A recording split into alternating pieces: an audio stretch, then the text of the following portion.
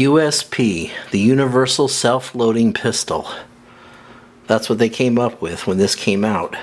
That's what the USP stands for, in case you didn't know already. This pistol is very comfortable. It follows the classic grip angle of the 1911. In some ways, it's kind of like a 1911. It has a safety in a similar place as the 1911, as you can see right there. I guess the first question would be, should I buy a new one or a used one? That's very, very easy. Definitely buy used.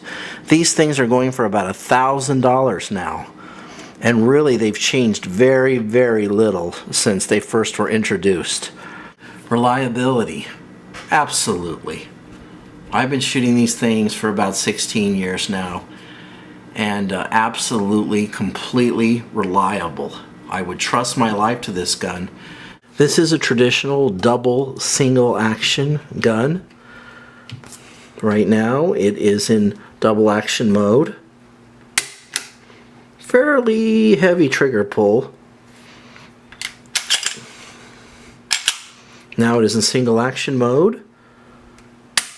Very, very light and very nice trigger. Sights are pretty much standard 3-dot. Not really much to say about them. They are metal at least, unlike Glock that are plastic. Magazines, well, it's pretty simple. There's basically two different kinds. Here's one for your pinky finger, a little rest on the bottom, and this one fits flush. I'll show you the difference here. You can see there. For more concealability, you might want to go with this right here. I personally prefer it like this. Well, also there is one other difference. If you live in a communist country like California, you'll be limited to 10 rounds like this one right here, as opposed to the standard 13 rounds which people who live in the United States enjoy. I also brought out another magazine. This is for a full-size USP. And these magazines are plastic on the outside with metal on the inside, so they are a bit different from the compact model, as you can see. High-quality magazines, though, by no means are they cheap. These magazines, I don't know, $40, $50 they're going for these days. Magazine release is very similar to the Walther. There is no button, but this ambidextrous latch right on the bottom here, which you push down and the magazine just pulls right out like that. This gun has very, very comfortable controls. Unlike the Glock, they are much larger, which people seem to prefer, although not too obtrusive. As you can see here, the slide release is very, very easy to get to, even with gloved hands. Also, there's a lot of room here in the trigger, also, if you have gloves. I suppose the one negative here is if you're into tactical lights, this is not a universal tactical light rail. This is only for the proprietary light that goes with this gun only. Also, this is not just a safety, but it is a decocker also. If you want to lock the gun, you can, this fits down in here. I don't know why I would even want to use this. I hate things like this personally. And there is a spring in there. It's blue. I don't know if you can see it. It's blue down in there. And I guess that's part of this locking system. You know, these days it looks like lawyers design these guns more than the gun designers themselves. Disassembly is fairly simple. Probably not quite as easy as a Glock, say, but pretty simple. You want to remove the magazine. And of course, goes without saying, want to make sure that it is unloaded. Very unloaded, very empty there. Okay. So what we're going to do is we're going to retract the slide to the point where this little hole lines up with this. And then you're going to be pressing this out from the other side, like so. We'll see if I can do this without messing it up. Like here, got it to about there.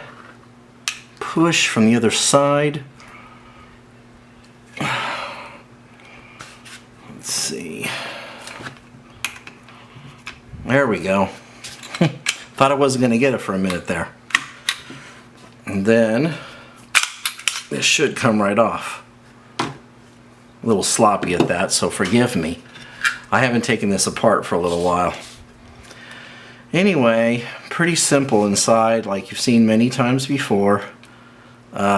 Basically just a modification of the Browning system. It does have this interesting red recoil spring. I'm not sure why that's red. And this bushing right here. Okay, so to remove it, just pull it right out here. It is a captive spring, so you don't have to worry about it popping off. And just like just about every other semi-automatic pistol in the world, the barrel, I'll show you right here, just pops right out.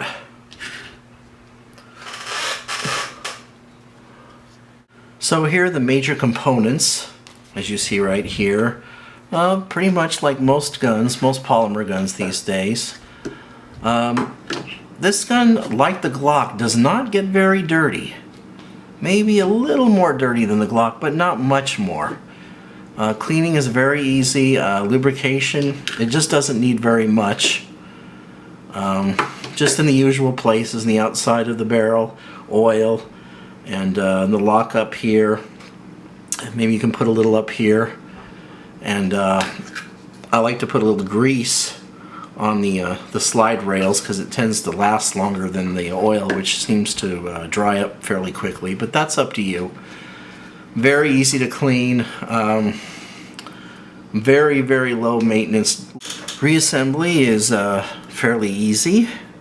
Take the barrel here, slip it back in, and as far as this goes, the recoil spring, this side sticks up and this side goes in. Let's see here. Very, very simple. Just like that. Make sure that faces up. Doesn't really matter where that bushing goes. Okay. So, like most polymer guns, just fit it back onto the slide rails. Okay, now, like we did before, I want to line this up here, like so. Put it back in like we did, until it snaps. Now, it's back together.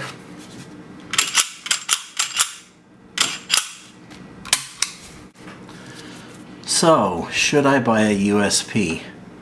Absolutely yes. When you've played around with your Glock for a while and maybe you're ready to step up to something a little bit nicer, or maybe even a lot nicer, you might be ready to step up to the USP. I think that most people absolutely love these guns, and they just keep them forever.